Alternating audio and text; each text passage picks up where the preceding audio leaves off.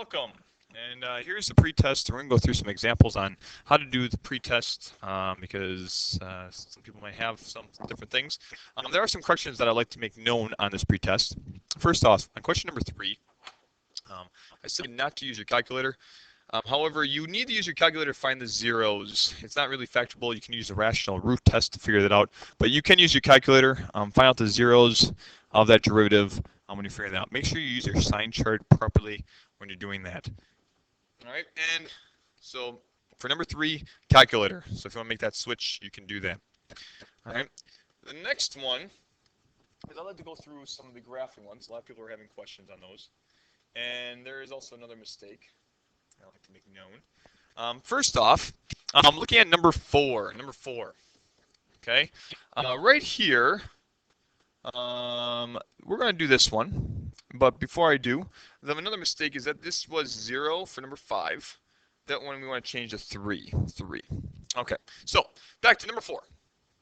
How can we sketch this graph? Well, we're going to sketch this graph of this function. So we're going to start out by looking at it and identifying all the different values that we have in different things that we're talking about. First off, it asks us to graph, all right, f of 0 equaling 0. So I'm going to plot 0, 0 here. And from here now, since we have that, we're going to look at f prime of negative 2 and f prime of 1, f prime of negative 9, both all equaling 0. So that means what we have is a horizontal tangent lines. Horizontal tangent lines. These at those different values. Now horizontal tangent lines can be maxes or mins, or just horizontal lines themselves. Okay, so at 2 or negative 2, we're going to have some values, and at 1, and then at 9, 1 right there, 2, 3, 4, 5, 6, 7, 8, 9, and 9, 10, 11, 12, and I know we go a little bit farther than that. I'm looking farther on this problem. Okay, so with that information, we're going to now, that's a horrible line, all right. We're going to know that we have horizontal tangent lines at this point, negative 2, 1, and then at 9. All right, other things that we know is that we see as we go to infinity, we have it approaches 0. Now this is a horizontal asymptote, okay, and it's a right end behavior because it goes to infinity. Now another one we have is as x goes to 6, we realize it goes to negative infinity. Now when does a graph go to negative infinity? Well, that occurs at vertical asymptotes. So because the limit as x goes to 6 is going to negative infinity, we know at 1, 2, 3, 4, 5, 6, there's actually going to be a vertical asymptote here. Okay. Our part is that we see that f prime of x is less than 0, so that we know that graph of f is decreasing on this interval. So starting at x equal or less than negative 2, all right, we know we have a horizontal asymptote at negative 2. So I'm guessing it's right here. We're going to be going down right here, so it's going to be decreasing.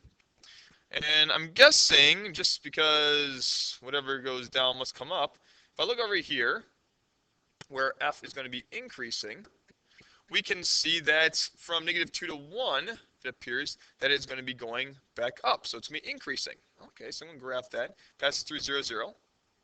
And if we recall, f prime of 1 is also going to be a horizontal asymptote. So at 1, I'm going to have like a max or min.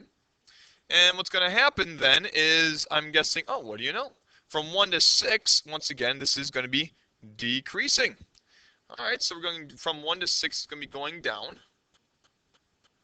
And it doesn't say where it intersects, but it's just going to be going down. Probably keeps on going down to that vertical asymptote right there. Oops, hello. Let me try that a little bit better. Okay, so it goes down like that. All right, so it goes like that, down like so. All right, continuing on, we can see that, all right, over here, it is also decreasing for all values when x is, all right, greater than 9. Okay, so it's going to be going down at 9. 1, 2, so 6, 7, 8, 9, right here. And we also see that there's a horizontal, so probably looking like this, and it's going to go down. Okay, that way. And we also know from 6 to 9 it's going to be going up. So I'm guessing at 9 itself, we once again have a maximum. All right, right there. And it goes down to the vertical asymptote. And we have that. All right, well, let's look at the concavity now. And it says that we're going to be, f is going to be, since this is going to be less than, f double prime is less than 0, f should be concave down. So it should be wearing a frown from all values from 0 to 6. So 0 to 6, it is actually concave down, because if you notice that. From 6 to 12 is going to be concave down as well. So 6 to 12, 6 to 12 is concave down. So 9, 10, 11, 12. So probably want to go a little bit farther. I'm going to change it up. So 8, 9, and 10, 11, 12. So right here, something's going to change. All right, because then I look at this. F is concave up because f double prime is positive from all values less than 0. Okay, so concave down here. All right, or sorry, less than 0. So concave up, like so. Good. That's concave up. And then concave up also from this. Now that's kind of interesting because if you recall, we have a horizontal asymptote. So what's going to happen is we're going to shift like so and create this where it's going to be a point of inflection, concave up, like that. And that is number 4. That's the sketch. All right, we have our horizontal asymptote, the rate and behavior. We have our max and mins at the located points that we wanted. So -2. We shift it over a little bit. All right, a 1 and then a 9 right there.